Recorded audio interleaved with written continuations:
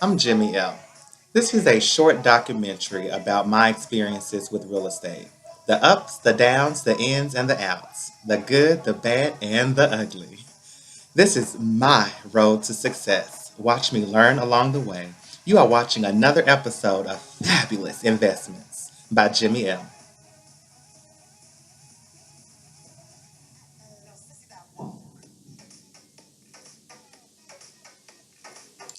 Good day, everybody. I'm Jimmy L. I hope you guys are having a wonderful morning. Um, well, Just to update everyone, I think on the last episode I informed you all I was still looking for funding for the 6 unit apartment complex as well as the 14 unit apartment complex. Still the case. Still looking for that funding. It's kind of interesting right now. But I did find a young lady that was actually a friend of a friend, and her name is Kay. She's a realtor. Awesome, awesome lady. She is freaking amazing. In our conversations, it's completely obvious that she's a people's person. She is all about passing it forward and helping the next person and ensuring that they're going to have all the tools that they have in order to succeed. Because of course, ultimately, if the investor that they're helping succeed, she's going to succeed as well. But anyway, she's awesome. Her name is Kay, and she is Kay Thomas, and she is an amazing realtor. So I'm loving her already. Hey, Kay. Hey, I'm pretty sure that we're going to work very, very well together. I believe that both of our integrity is completely in check. I believe that our morals are also in alignment with one another. So it's going to be awesome. It's going to be amazing. So I can't wait to see what's in store for us. Right now, she's actually working on finding a couple investors that's willing to actually fund the deal 100%. And she's relatively close. They're willing to do it, actually, at this time. They're wanting to do some more background on both of the apartment complexes. So that's good for me. So cross your fingers. So yeah, but anyway, of course, with them doing 100% of the funding, they are definitely going to want a bigger portion of the profit, which I'm totally okay with. And even then, they may most likely just want have a give me a higher interest rate, which is perfectly fine. I'm going to just simply need them for probably about a year, maybe 24 months, where I can at that point I can actually go in and refinance it in my own name or in my company's name, and it's mine free and clear until I pay it off. And I just simply, I guess, enjoy the residuals on it. Sounds kind of weird, but I'm kind of excited about it. But anyway, I guess moving on. That's part of the project that I'm working on now. I will say that I've still been searching on the MLS and Zillow, of course, getting a lot of information. I'm still listening to my Bigger Pockets podcast, and I've actually found a new guy. I think his name is Dan Lane. He's pretty good too on his podcast. So you guys get a chance to listen to him, check him out. He's really, really, really good. Most of his shows are actually 20 to 30 minutes, so his shows are not long at all. Versus Bigger Pockets is probably an average of 45 minutes to an hour per show. But doesn't matter. Bigger Pockets is filled with knowledge. Bigger Pockets is filled with so much information. And if it wasn't for them, I don't think I would be as excited as I am about getting back into real estate. But anyway, because of Bigger Pockets and because of Dan Lane, I was encouraged, I was empowered to start going back to the Memphis local RIA sessions.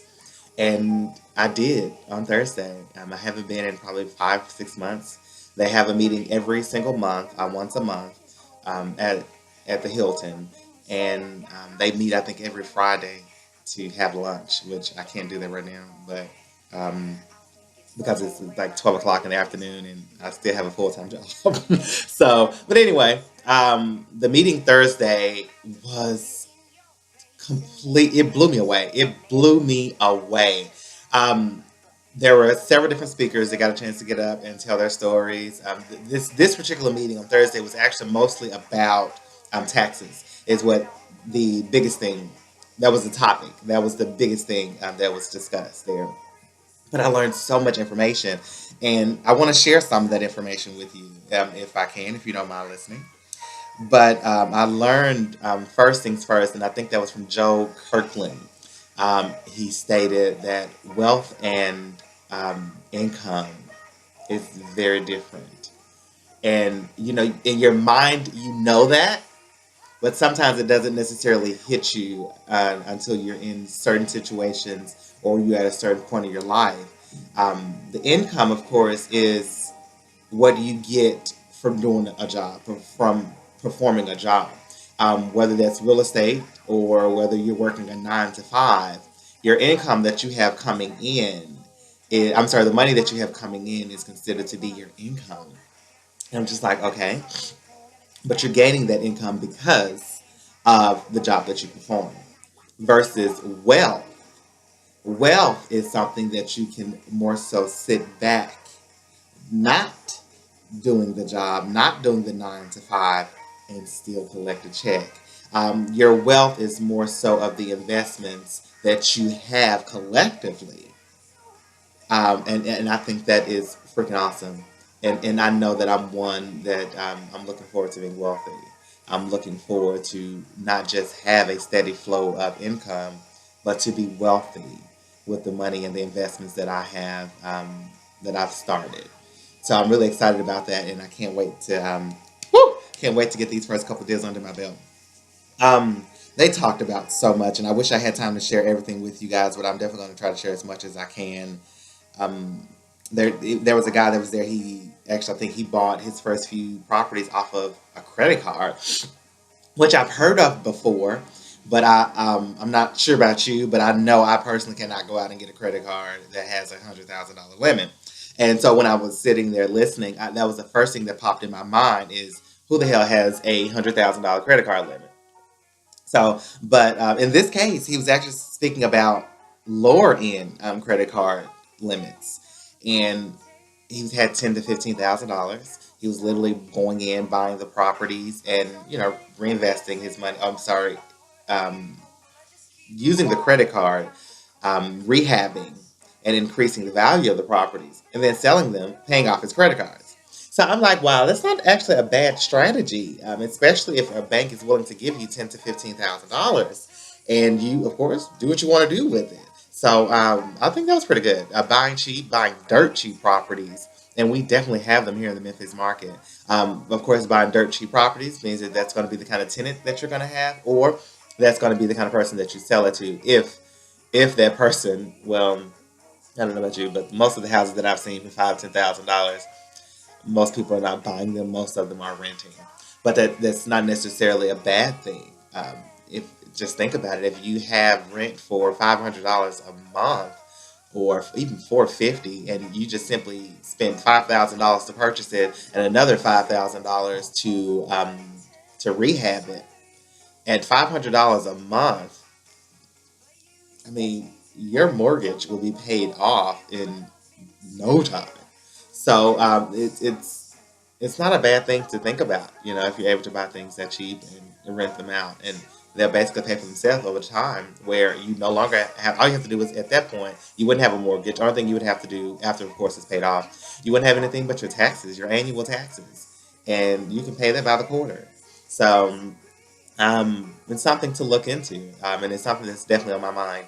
But I've actually found a $15,000 home that's not in the best of neighborhoods, but it's in a decent neighborhood where you could definitely rent it out. You could definitely rent that home out from anywhere from $400 to $500 per month.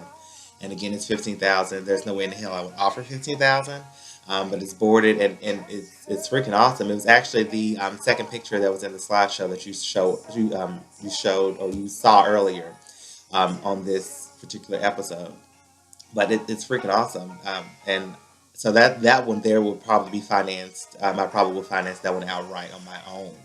So, but anyway, it's just another project that I'm working on right now, and I'm looking to see how much it's going to be to actually rehab it. At this point, I have no idea what's going on with it, but it's boarded, and I'm sure that there's some type of problems with it. But anyway, back to the RIA here, which is actually called MIG, MIG. It stands for Memphis Investments or Investors Group, I believe. So, but anyway, awesome people there. Probably some of Memphis' most wealthiest people, but awesome people, extremely friendly, and I actually have to join the course because the way that it works, the first time that you come into one of the meetings, I think the first or the first second, first or maybe the first two times, I'm not sure, that you come in, it's free. Anytime after that, it's a $25 fee per class or per meeting. And I don't know about you, but that's, I mean, it's no sense to do that when you can actually join annually for I think $125 or $150 per year. So that's not bad either. And the amount of information that you get is just, even if it's just from the networking with the different people there, it'll be totally worth it. However, they have so many other tools and resources at their disposal that it'll pay for itself within the first month. Seriously. But anyway, back to the actual meeting. They spoke about a couple other things, such as different ways you can actually sell your property. Whether you want to sell it to an investor, which is another name for wholesaling, and they're usually, in order to do that, you have to have a damn good deal. A damn good deal where you can basically, whomever is selling it is going to make a slight profit, most likely.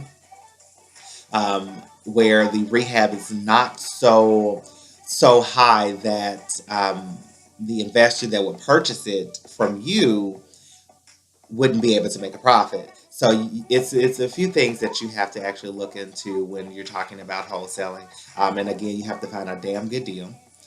You have to make sure that there's enough money in it for you to be able to make money and a profit off of it. You have to make sure that the rehab of the actual property is not so much that the investor that would then purchase it from you wouldn't be able to make a profit. So it's a little bit more into wholesaling, but I mean there's several people out here that are doing it every day. So it's definitely something that is worth looking into. I don't think that's going to be my expertise. At least not now.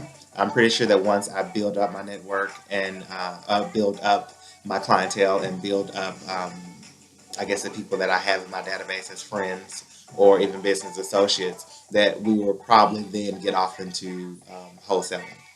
So, but as of now, that's not the case for me. Um, let me see. I got my notes here. So I took so many notes while I was there that it was crazy. They spoke a lot about educating yourself, and I couldn't agree with them more. And even educating yourself doesn't necessarily mean going to the seminars and spending thousands and thousands and thousands of dollars, which I have done. I've been guilty of that, but it was worth nothing. At the end of the day, I've gotten more information from Bigger Pockets, which was free, than I've gotten from sitting in a classroom and learning something from who's supposed to be the experts. So, educate yourself, educate yourself, and it will definitely pay off in the long run. But do it smartly. Do it with the people that are truthfully out here making deals, and do it within your budget. If you do have to spend money, but do it within your budget. Don't overspend, and definitely do your research on it. Okay. Most of these people talking about quick, get rich quick things. It's I don't know anyone that has. So yeah. So be careful when you guys are dealing with that.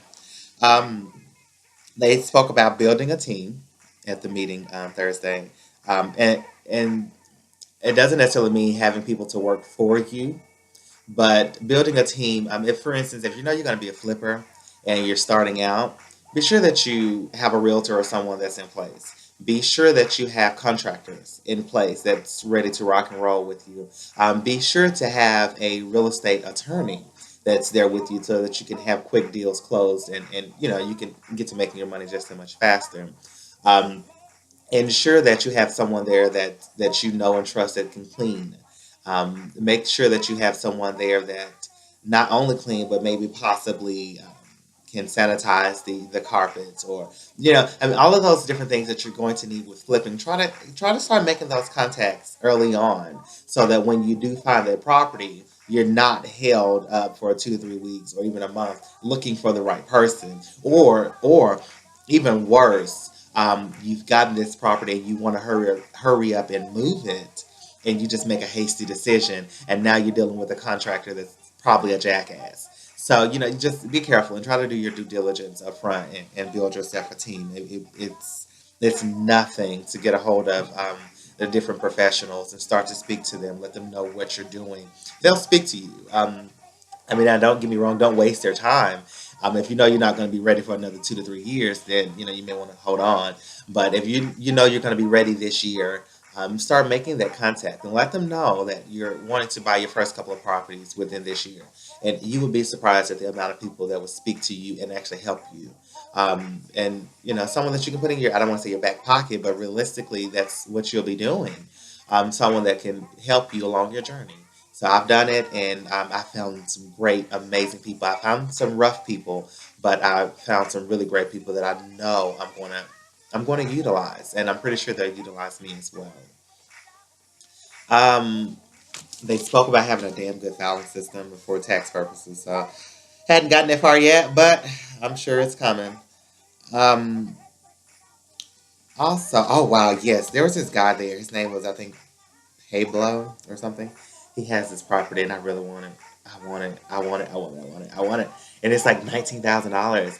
Now, according to him, he says it only needs $3,000 to $4,000 worth of rehab work, which means that it probably needs about 9 to 10, in my opinion. Then again, I don't know the guy. So, but it's something else that I'm looking into. So now that's three projects: the apartment complex, the one home for $15,000 that I found on my own, and now with Pablo with 19,000. And when I say my projects, it's just something that I'm running the numbers on to see if they would be great investments, to see if the numbers themselves would actually work where I could make a profit off of it. And if it works out where someone is willing to finance me, that just very well may be my first deal. So again, when I say projects, I don't mean I have so many irons in the fire that I can't focus. So that's not the case. But it's just that you see these deals, and it's something that I personally I want to run the numbers on. I want to see how um, how it would fare out. So something that's in the works for me. Um, oh my gosh, this quote! Oh my goodness, it was amazing. He was actually speaking about taxes at the time, but it could be applied to so much. But he stated that in this business, sometimes it's about using your gut feeling and not always your brain. And when I heard that, I immediately thought about Scandal and Olivia Pope. And using your gut, and sometimes it's going to work out for your good, and most of the time it probably will work out for your good. So don't ignore your gut. Now, don't get me wrong. You run the numbers, you check your finances, you check with your CPA, you check with your realtor, you double check and triple check yourself as much as you can, but don't ignore your gut feeling. So if you know that this property is a damn good property and you feel it upon, oh my gosh, it's just coming all over you, then you need to be sure to move forward and make sure that the numbers are working for you. So that was a pretty cool, again, that was a pretty cool quote, I thought. So, and I had to share that with you guys. But and then, oh my goodness, while I was there, I ran into my aunt. Hey, auntie. But I ran into my aunt, and she said she had been coming to the meetings for years, and I had no idea. I'm like, I love my aunt. This is probably my favorite aunt. She makes the best chess pies on the face of this planet, and I get one from her every year for Thanksgiving. But which is coming up, by the way. Yay! But I saw her there. I met her there, and I was completely blown away. But it's amazing. Honestly, if we probably would have spoken with each other last year or earlier this year, we probably would have done some deals together by now. Just to be honest with you. And again, I had no idea that that's what she was looking into. She had no idea that's what I was looking into. So the moral of the story to me was never ever, never ever lose an opportunity to or waste an opportunity to tell someone that you're doing real estate. Um, you probably would be surprised what's the outcome of that. So I'm anxious to kind of see what the outcome is going to be between my aunt and I. She and I may actually help each other out on the first deals. To be honest with you, worst case scenario, we may just be there to kind of encourage one another to move forward. So I don't know. I'm looking forward to it. I'm hoping it works out well. I'm almost sure that it would. It will. But I'm excited about it, and I hope you guys can tell. But I hope it works out. I hope it does. I really, really do. I really, really, really do. Some other things that came up on Thursday was this the example that came about was I think two of the investors was at Home Depot or Lowe's or something, and he bought $4,100, if I'm not mistaken. I think it was $4,100 worth of supplies for his home, not his personal home, but for one of his investment properties. And he said, "Hey, no, it was $1,400. I'm sorry, so $1,400." And he went up, got ready to check out. And he said, "Hey, I want to use my military discount." And the lady said, "No, I'm sorry, we stopped that. I'm no longer giving out the military discounts for anyone unless you're active," which is something that had recently changed. So he said, "Oh, okay. Well, I need you guys to go ahead and perform it anyway." So she said, "Well, no, I can't." So he said, "Okay, well, tell me who can say yes. Tell me who can, because I'm pretty sure that your supervisor or your supervisor's manager would not appreciate you all losing out on a $1,400 sale, all because you would not want to give me a military discount that's duly just." So she went and got a supervisor, and the supervisor said, "What's the problem?" So he explained the issue to him, and he said, "Oh, okay, here you go." The moral of that story was never be afraid to say, "Well, who can say yes? I understand you telling me no now, but who can say yes? Get me in touch with the right person that can say yes." And that comes back to being determined. That comes back to being, I don't want to say eager, but it comes back to just being someone that doesn't want to give up, someone that refused to just take no as the first and last answer. That's not going to always be the case. You can find some great deals. You can meet some great people if you just simply have that mindset. Okay, well, great. I understand that you can't, but tell me who can. So I mean, it's one of those things that we all know and have probably heard before, but it doesn't hurt to consistently hear it, and it doesn't hurt to consistently remind yourself of that. Okay, it doesn't hurt to do that. So keep that in mind. Who else can? Who, if you can't? Okay, who can? So, but anyway, I don't want to hold you guys, but this road to my success um, has already presented its challenges, but I'm still excited. I have still met some great people. I have still come across some amazing deals, and I'm almost certain that it's just around the corner that I'm going to be taking a picture, a fabulous picture, in front of my first property. I feel it, and again, I feel it in my gut. So, so I know that it's right around the corner, and I can't wait to share that moment with you. And I'm going to do my best to document it along the way. Hopefully, at that time, I will have a camera that will be able to follow me through the process. This is, again, just a short documentary of my road to success, but I'm wanting to take it surpass just my home office. I'm wanting to actually do live shots on location with what's going on and the people that I'm dealing with. So I hope you guys look forward to that, and stick with me along the way. Stick with me along the way. Um, Hear my struggles, learn from my struggles, and let's help each other along the way. So, you have listened to or have watched. I'm sorry, I used to do a podcast. So, but anyway, you're watching another episode of Fabulous Investments. And I'm your host, Jimmy L. And I hope you guys love me just as much as I love you. Until next time, stay fabulous.